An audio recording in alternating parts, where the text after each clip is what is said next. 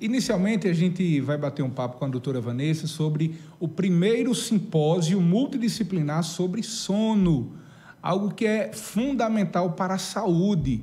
Eu sou paciente da doutora Vanessa e ela sempre fala sobre isso. E aí, como é que está o sono? Está dormindo bem? Então, o sono é algo fundamental para a saúde. Então, doutora Vanessa, em Cajazeiras, sediando esse primeiro simpósio multidisciplinar sobre o sono, qualidade do sono. Qual é a programação? Qual é o público-alvo desse evento? Então, no mês de março, no Brasil todo, há uma semana dedicada à saúde do sono.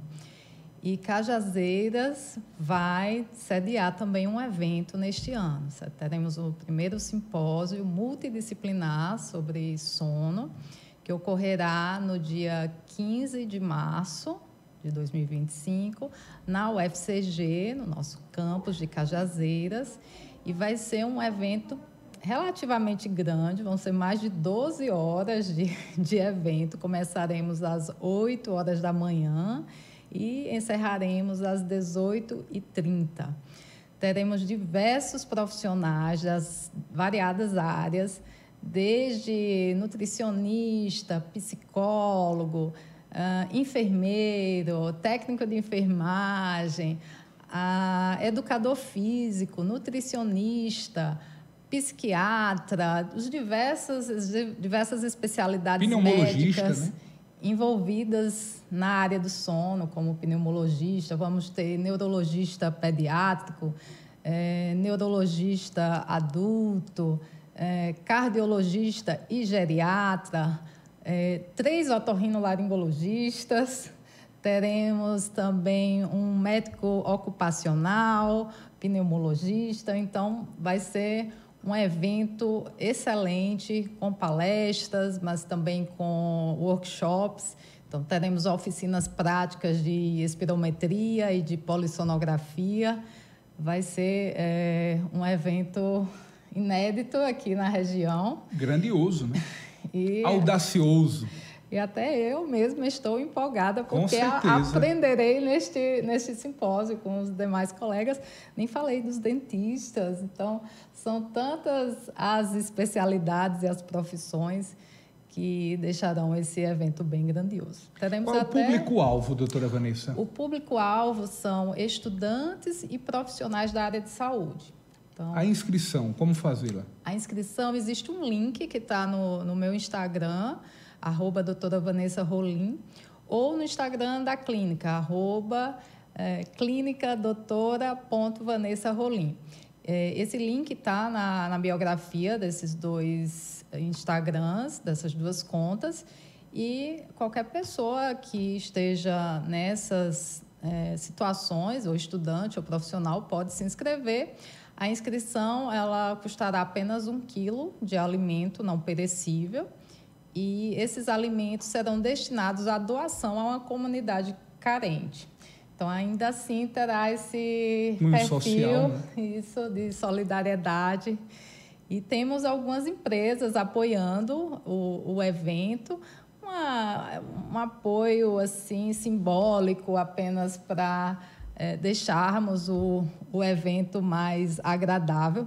Teremos, inclusive, o vereador Alisson Voz e Violão abrindo com música.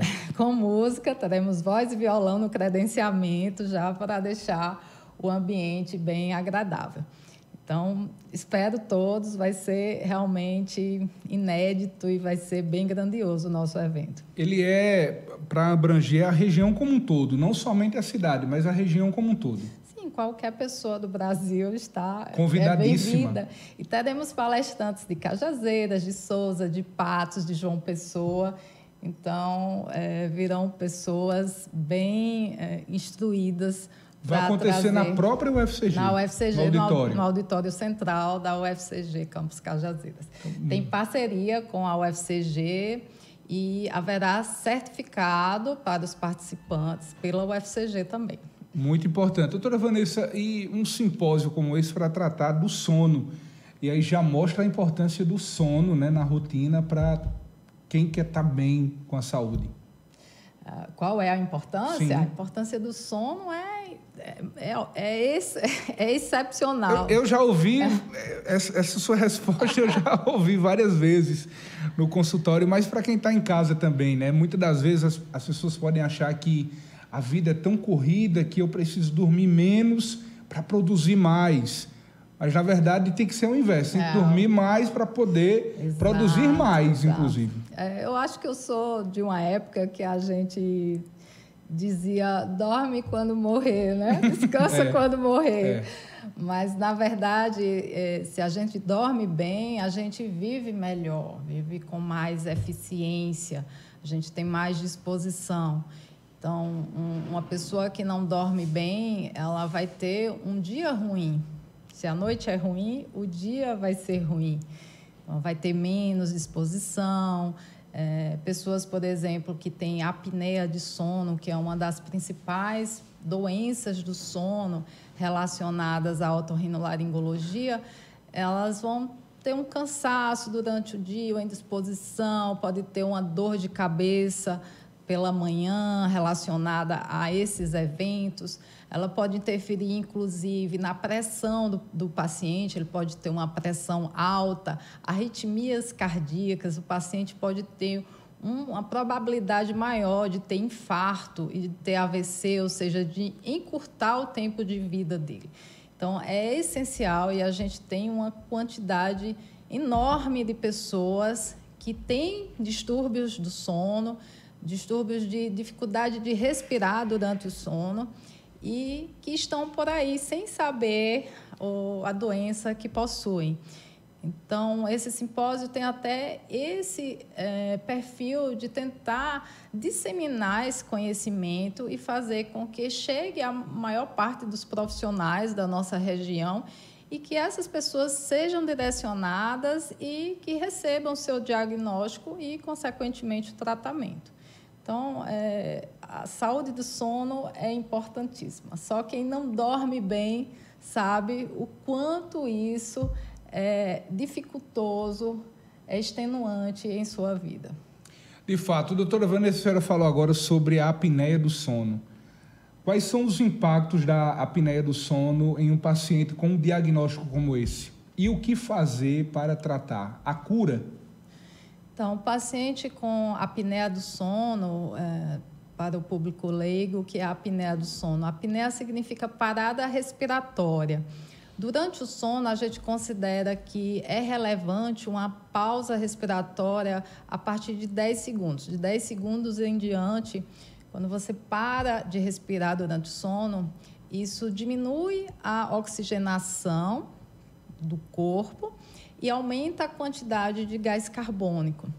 E isso faz com que o paciente ele tenda a ter um microdespertar ou um despertar consciente, ou seja, nosso cérebro detecta que esse paciente não está respirando, joga uma descarga, digamos assim, de adrenalina para o paciente voltar a respirar, fazer um esforço respiratório.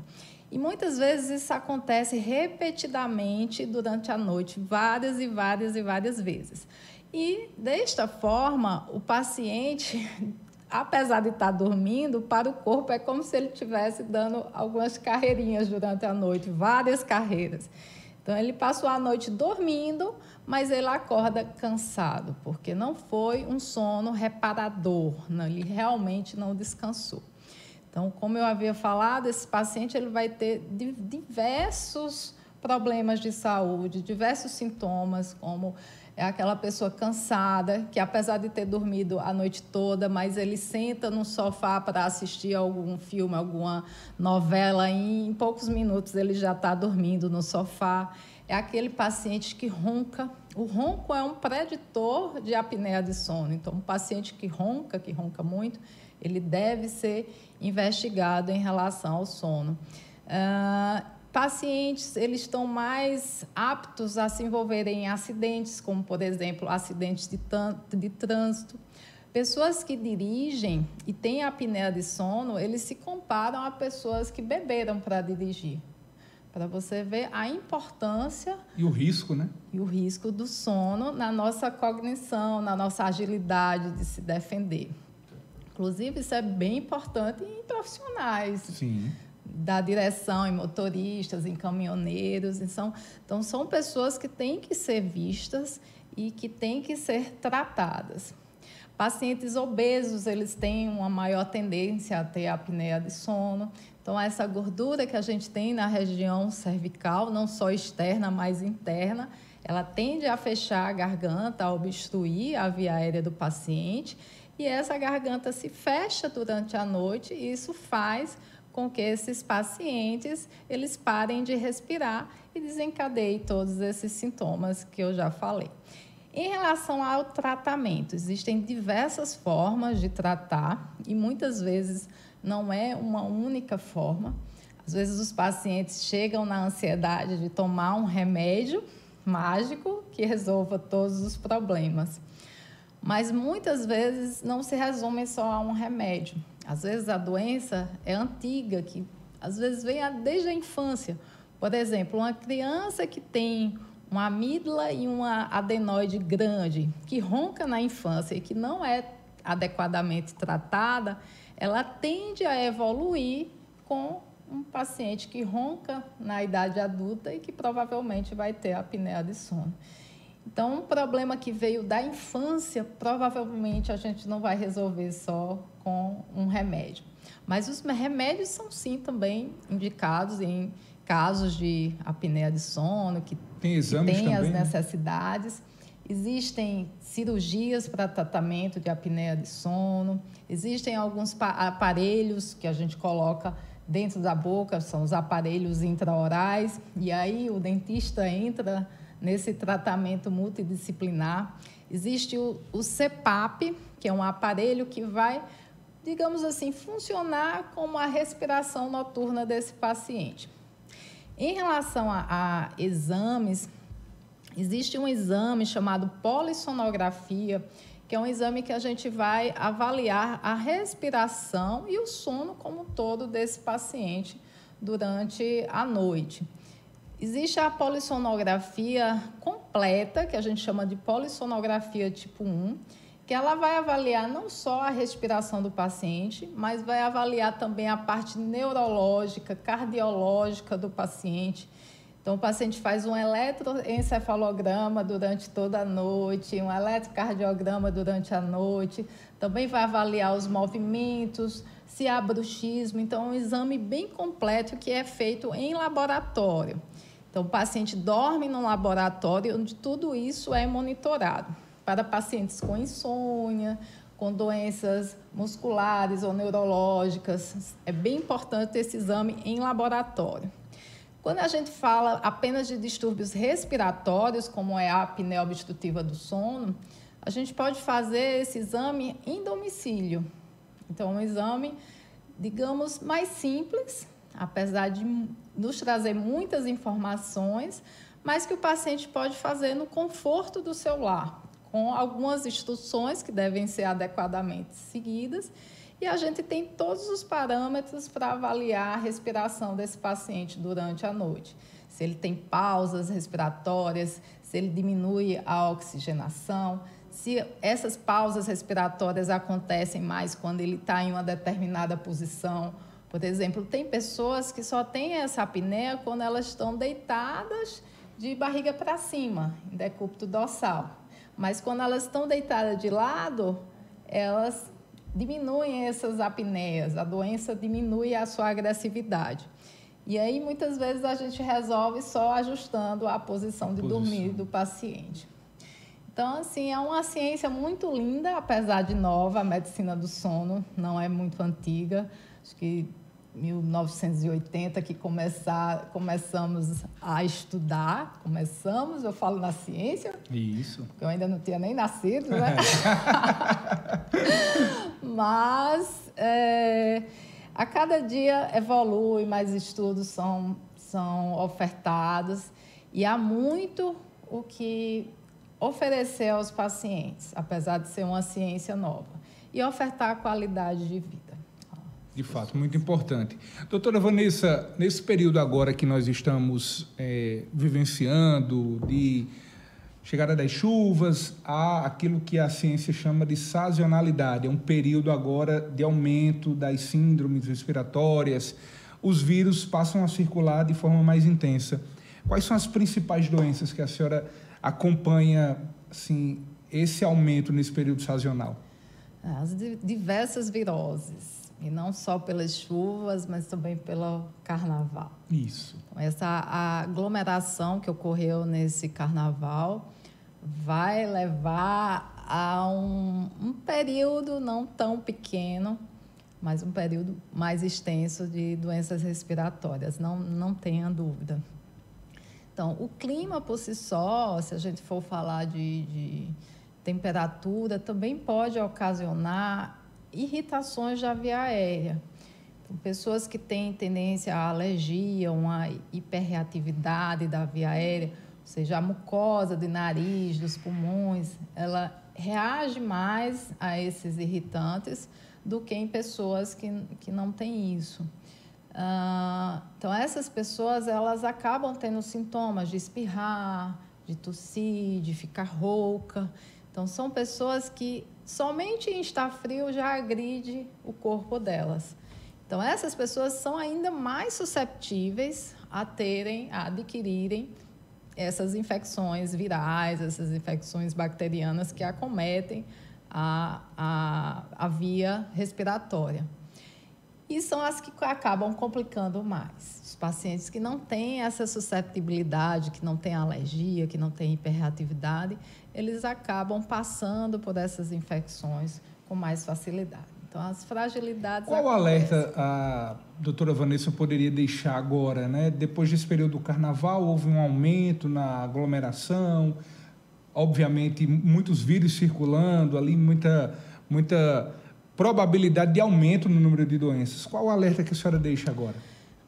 Eu brinco que é seguir os conselhos das vovós, os vovós de antigamente. Então, se hidratar muito bem, se alimentar com alimentos naturais, então, frutas, verduras, as carnes, fígado. O fígado tem praticamente todos os nutrientes que a gente precisa, ovo. Então, se alimentar adequadamente, repousar. Aqueles que estiverem doentes precisam repousar, descansar e se recuperar. E o fato de se repousar já leva a um isolamento social. Então, evita dessas pessoas transmitirem para outras pessoas. E quebrando esse ciclo, a gente faz com que essa quantidade, esse tempo de virose, ele reduza. É comum a gente ver na nossa atual sociedade as pessoas serem muito imediatistas. A pessoa pegou uma infecção grave e ela quer ficar boa para amanhã, porque ela tem um compromisso, ela tem um trabalho. Mas nós temos que entender que nós somos seres humanos e que adoecemos. E quando adoecemos, nós precisamos de um período de convalescência. Muitas vezes a gente vê as pessoas querendo medicamentos cada vez mais fortes porque elas querem melhorar muito rapidamente. E muitas vezes isso ocorre às custas de uma agressão dos medicamentos no nosso próprio organismo. Então, tenham paciência quando forem pacientes. Nossos pacientes estão muito impacientes. Verdade. Tenham paciência e faz parte, é tentar se proteger, tentar repousar, se alimentar bem. E quando tiver algum sinal de alarme, procurar atendimento. Então, se está com um desconforto respiratório, algum barulho respiratório, febre, começou a ter febre alta principalmente, se estava melhorando e agora os sintomas pioraram, todos esses são sintomas que devem alertar os pacientes a procurarem um novo atendimento médico. Mas tenham paciência. Uma virose, uma gripe leva pelo menos 10 dias para melhorarem os sintomas. Então, é impossível de um dia para outro você ficar bem. Verdade. Tem que dar tempo para a bateria carregar, né? É igual o celular. Você tem que colocar na tomada e tem que esperar a bateria carregar. É assim também na recuperação. Doutora Vanessa, me permita aproveitar a sua presença aqui. Doutora Vanessa é conhecida pela atuação na UFCG e, muito recentemente, diante da realidade do fechamento das portas do HUJB. Isso lhe fez ganhar ainda mais notoriedade no âmbito da saúde pública, porque foi uma bandeira levantada pela doutora Vanessa. Nós tivemos recentemente a nomeação, por parte do presidente Lula, do novo reitor da UFCG, o professor Camilo Farias.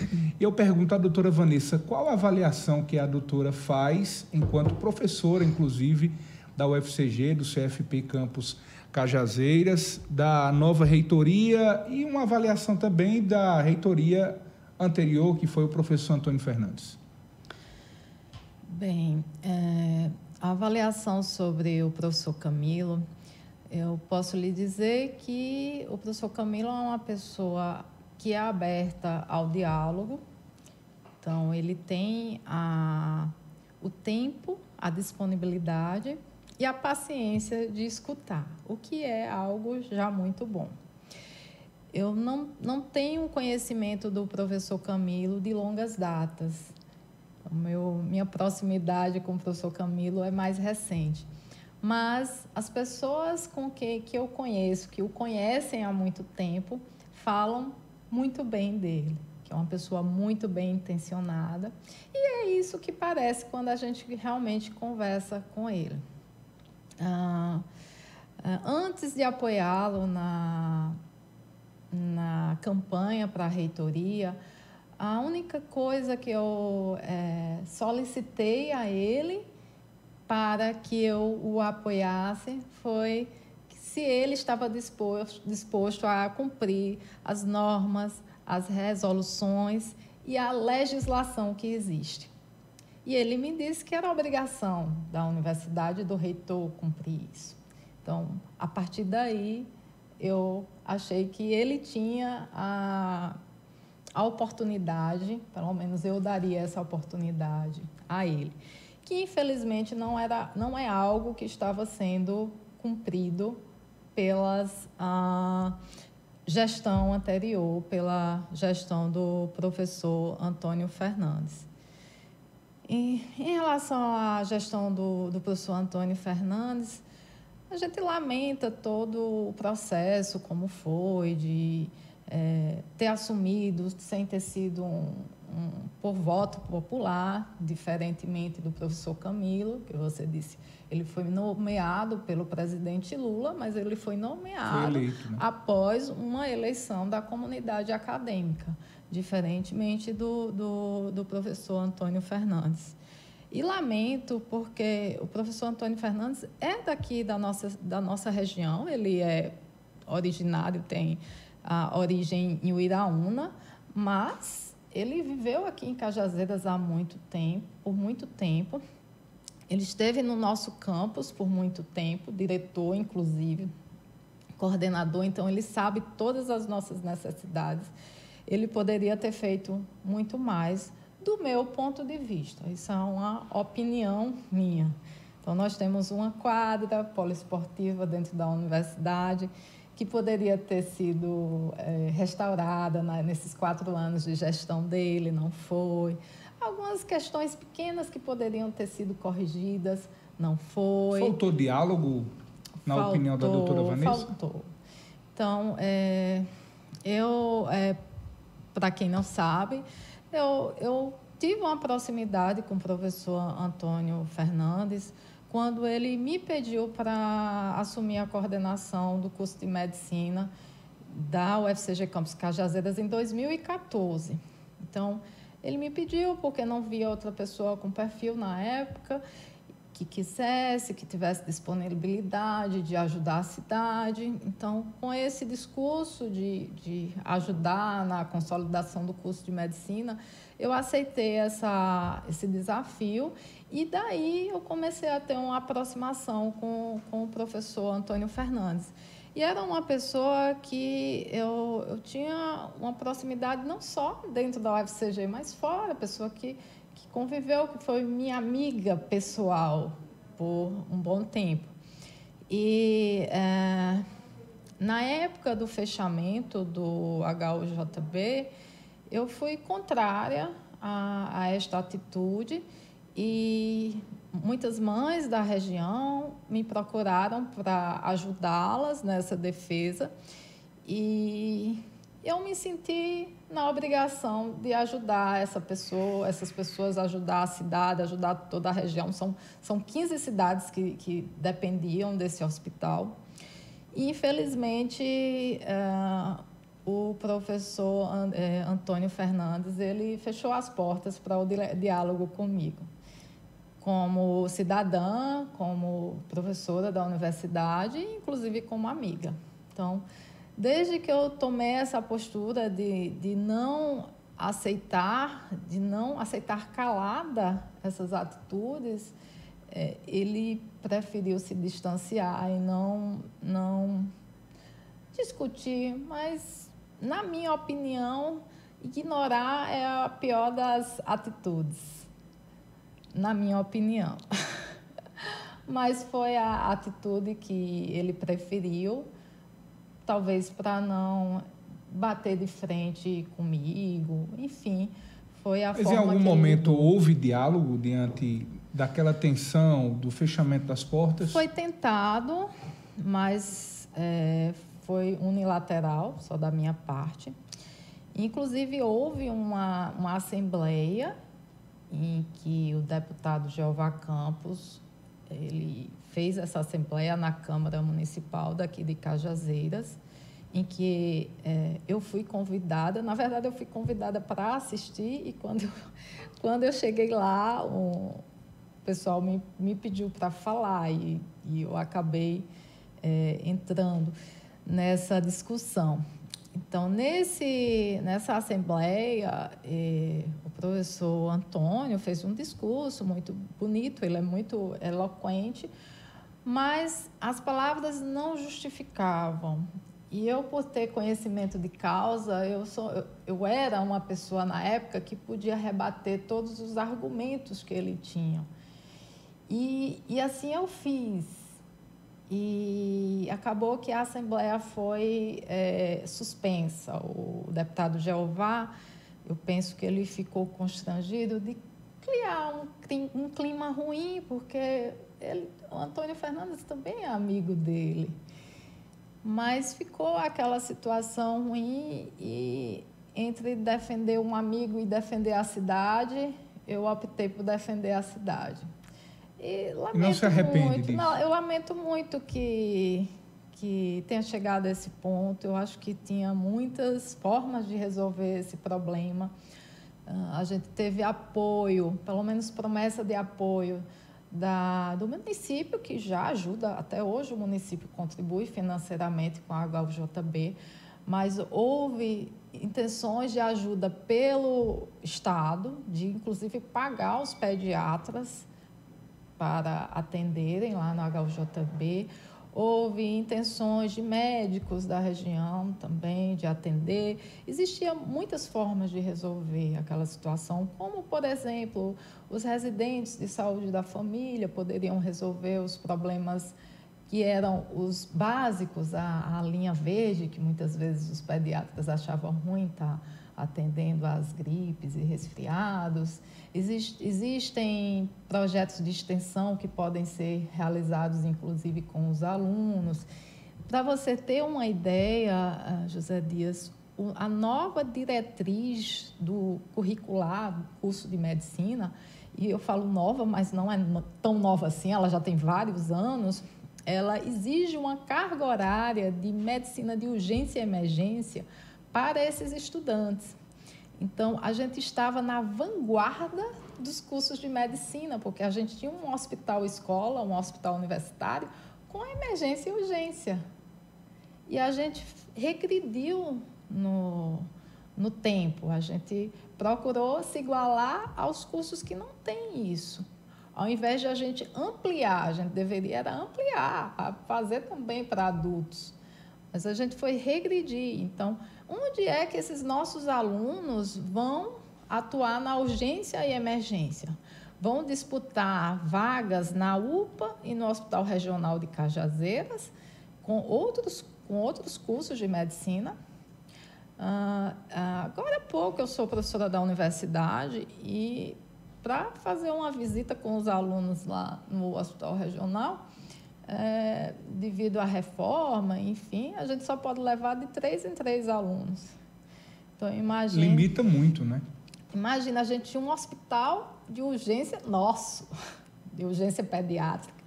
Inclusive, temos residentes de pediatria também que podem ajudar. Então, era a parte mais proeminente, mais brilhante que a gente tinha, era exatamente a pediatria. E a gente regrediu nesse ponto.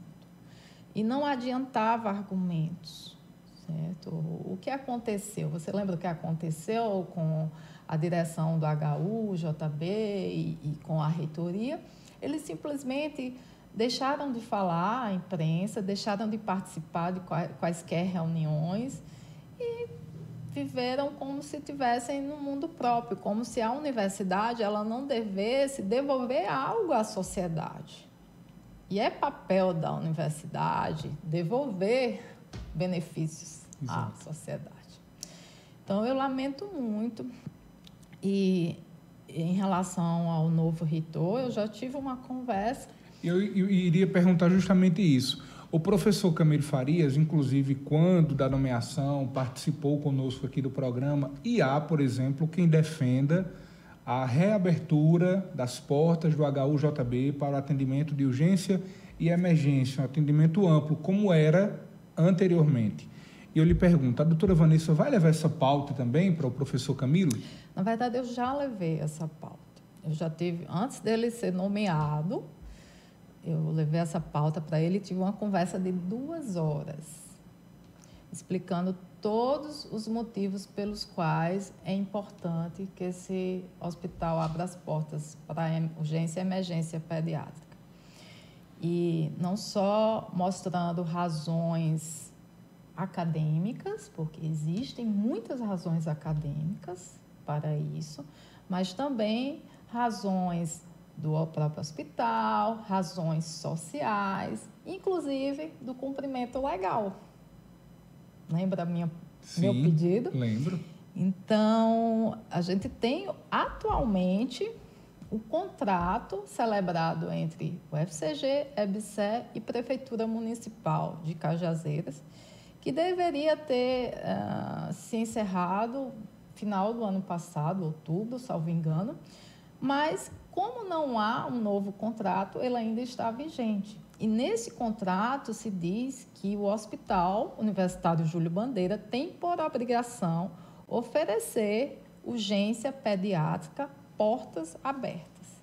Então, legalmente, é a obrigação do hospital fazer isso. Eu me recordo que, à época, né, diante da discussão, o então reitor Antônio Fernandes chegou a dizer que era o cumprimento de uma resolução do próprio Ministério da Saúde, mas justamente há um cumprimento legal na reabertura. Existe um contrato celebrado. Se isso não fosse regular, não existiria esse contrato. Não foi feito nenhum outro contrato desde a época. Doutora Vanessa, a senhora enquanto professora também, recentemente a gente tomou conhecimento da avaliação do Ministério da Educação do curso de Medicina. A senhora já foi, inclusive, coordenadora, né? Acho que há 10 anos atrás, né? 10 anos atrás a senhora foi coordenadora do curso. E hoje existem 2 problemas, digamos 2 problemas, em relação ao curso de Medicina da UFCG, que é um curso pioneiro, inclusive, no interior, que é a avaliação junto ao MEC. Nós tivemos uma redução nessa avaliação que era conceito máximo, tivemos uma redução, e também em relação à coordenação do curso de Medicina. O curso de Medicina que deveria ser coordenado por um profissional médico e que atualmente é coordenado por uma médica veterinária, o que seria propriamente uma irregularidade. A senhora confirma, por exemplo, essa redução na avaliação do MEC, do curso de Medicina, e também que há irregularidade na coordenação hoje? Então, em relação à avaliação do MEC, ocorreu recentemente, salvo engano, em dezembro do ano passado. O curso foi relativamente bem avaliado. Ele teve uma nota qualitativa 4 de 5, então uma nota razoável. E quando a gente vê uma nota realmente quantitativa, foi 4,4, então próximo de 5. Mas há várias deficiências no curso que não devem ser escondidas, né? Escondidas. É um curso de uma universidade federal pública, então todos esses dados eles são públicos, não há por que a gente esconder. Não acho que houve uma redução mesmo da nota final. Eu não tenho certeza, mas eu acho que na primeira avaliação do MEC a gente tirou 3 e na última tirou 4. Então, houve uma manutenção dessa nota qualitativa. Agora, o que eu acho que houve naquela nota, que infelizmente saiu do ar e não tem como a gente ler com detalhes e falar diretamente sobre ela, mas eu estou falando sobre o que tem ainda de nota e uma nota que a própria universidade emitiu. Aparentemente, houve uma redução da nota em relação à coordenação, porque a coordenação em si tirou uma nota 3 nessa avaliação do curso. Então, se a gente tirou uma nota 4,4 de média, então essa avaliação da coordenação puxou para baixo a nota. Não sei se você consegue me entender. Então, aparentemente foi isso. E essa questão de termos uma médica veterinária como coordenadora do curso de medicina da UFCG Cajazeiras, isso é realidade hoje. A nossa coordenadora, sim, ela é médica veterinária. Isso é um problema. E é algo que precisa ser corrigido. Porque há uma lei que determina que um curso de medicina seja coordenado por um médico. Exato. Existe uma lei federal, que é a Lei do Ato Médico, em que o coordenador de curso de medicina precisa ser médico. Então, a gente está com exercício ilegal da medicina dentro do curso de medicina da UFCG Cajazeiras. Então, a meu ver, e a minha opinião, isso é algo muito grave. Muito grave. Muito grave. E que precisa ser corrigido. Então, a gente tem uma série de dificuldades e uma delas é a dificuldade de ter médicos em regime de trabalho T40 dentro da universidade.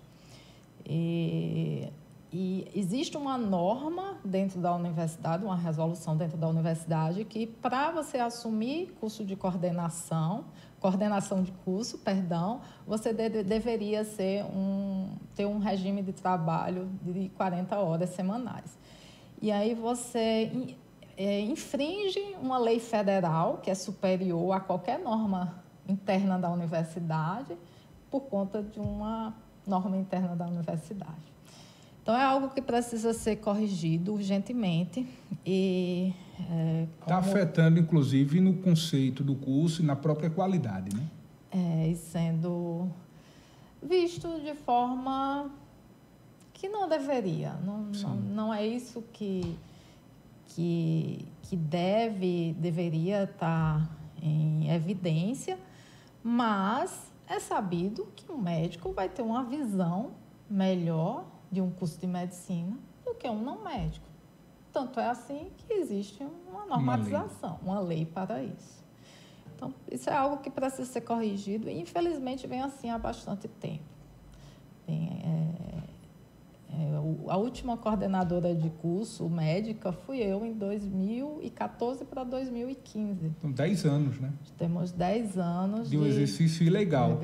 E como é que a gente ensina os médicos, que a gente vai formar, a ter ética médica, a seguir as normas, as leis, se dentro da própria universidade a gente não ensina isso, a gente faz o contrário. Então, Muito grave. Doutora Vanessa, nós passaremos aqui certamente a tarde toda, a noite, porque nós teremos aqui muitos assuntos, mas eu quero lhe agradecer muito por estar aqui, né, no nosso programa, batendo esse papo, falando sobre o simpósio. A gente não poderia deixar de falar aqui também sobre essa sua bandeira, que é a saúde, o curso de medicina, tanto é que já coordenou o curso de medicina. é professor atualmente, mas sempre traz à tona essa bandeira, porque o curso de medicina, o HUJB, o campus da UFCG são essenciais para o desenvolvimento dessa região. Então, muito obrigado pela sua presença. Eu que agradeço. Vim aqui para trazer benefício para a nossa região. Vão vir colegas de fora para trazer esse conhecimento maravilhoso sobre sono. Espero que modifique várias condutas aqui na região. Lamento tocar em alguns pontos sensíveis, né? Sensíveis, mas que são importantes. São necessários, né? Às vezes é importante a gente falar sobre pontos dolorosos. E também vou falar, estou feliz que nós vamos ter agora um cajazeirense dentro da direção do HUJB, né? Retomar isso, que já tivemos. Muito legítimo, né? Temos pessoas com capacidade e nada mais do que um conterrâneo para saber as nossas dores. Verdade. Então, isso é importante. Então, espero que esse novo gestor tenha essa sensibilidade, que honre seus conterrâneos.